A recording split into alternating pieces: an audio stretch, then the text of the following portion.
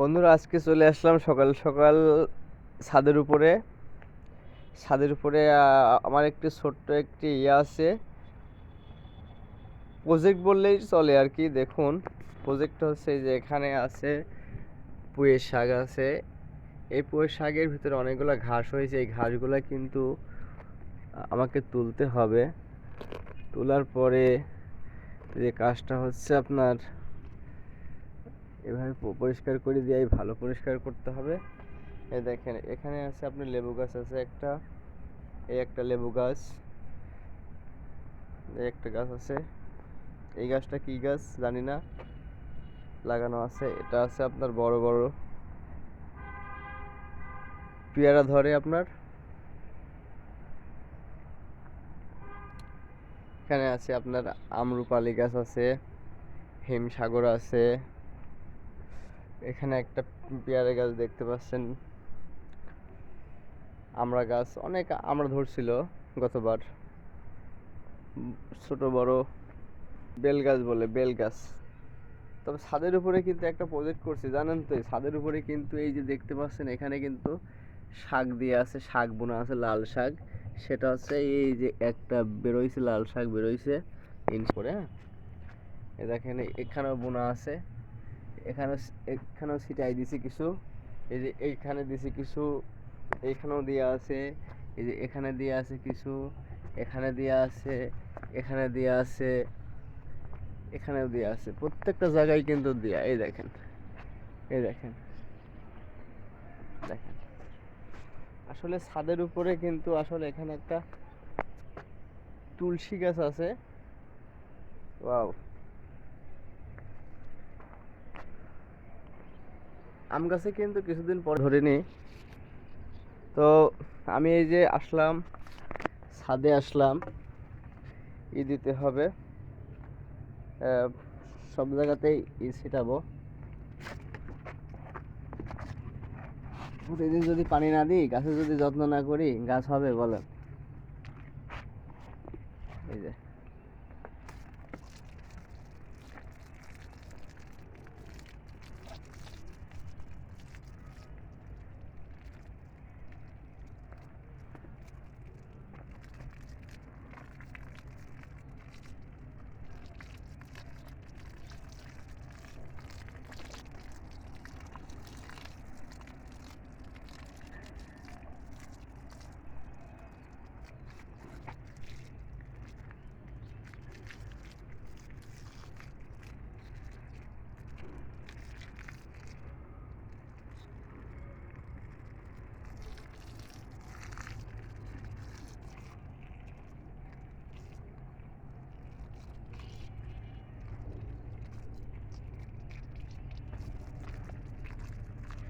এই যে আপনারা যে শীতের সময় যদি আপনারা কখনো পানি দেন, টবের মধ্যে যদি পানি দেন, সেই ক্ষেত্রে কিন্তু অবশ্যই মাথায় রাখতে হবে, বেশি সকালে কিন্তু আপনারা পানি দেবেন না। কি জন্য? বেশি সকালে পানিগুলো ঠান্ডা থাকে, প্রচুর পরিমাণ ঠান্ডা থাকে, বুঝছেন তো? এই পানি ঠান্ডার কারণে কিন্তু মানে সমস্যা হতে পারে। এই কারণে আপনি একটু ফোঁটা যখন আপনার রৌদ্র বেরোবে তখন দেওয়াই ভালো, ঠিক আছে? এই দেখুন, এখানে আমার শাক বোনা আছে, শাক কিন্তু বেরো গেছে।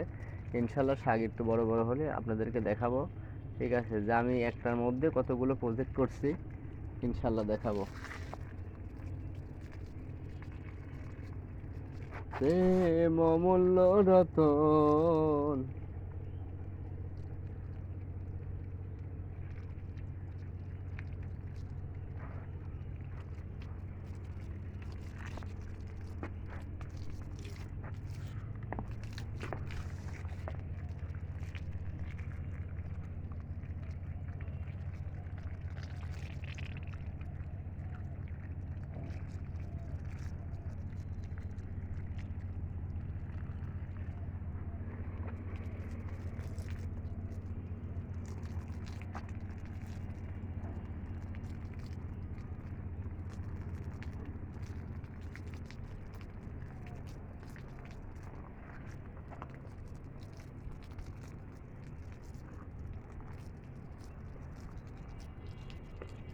তবে একটা কথা আপনাদের সাথে শেয়ার করি।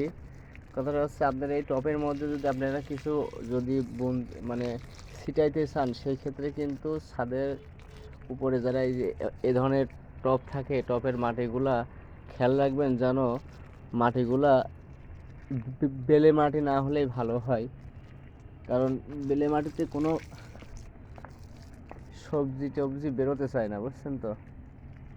মাটিগুলো দেখবেন একটু মোটা মাটি হলে ভালো হয়। হবে না তা না, সব মাটিতে সবটাই হয় না, এটুকু মাথায় রাখবেন। হবে, কিন্তু আপনার মনের মতো হবে না। আমার শাক কিন্তু বেরো যাচ্ছে, কিন্তু আমার শাক আসলে আপনাদেরকে দেখাইতে পারছি না, এত ছোট ছোট।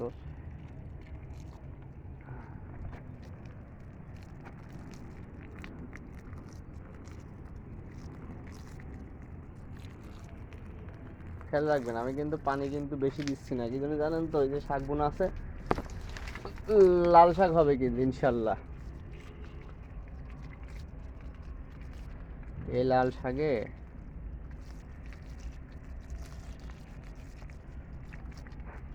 এরা আগে মনে হয় কেউ মনে হয় করিনি এরকম, বুঝছেন। আমি যে লাল শাকটা বুনছি টপের মধ্যে, কেউ মনে হয় এরকম করিনি, আমি ফার্স্ট। দেখা যাক আমি সফল হতে পারি কিনা।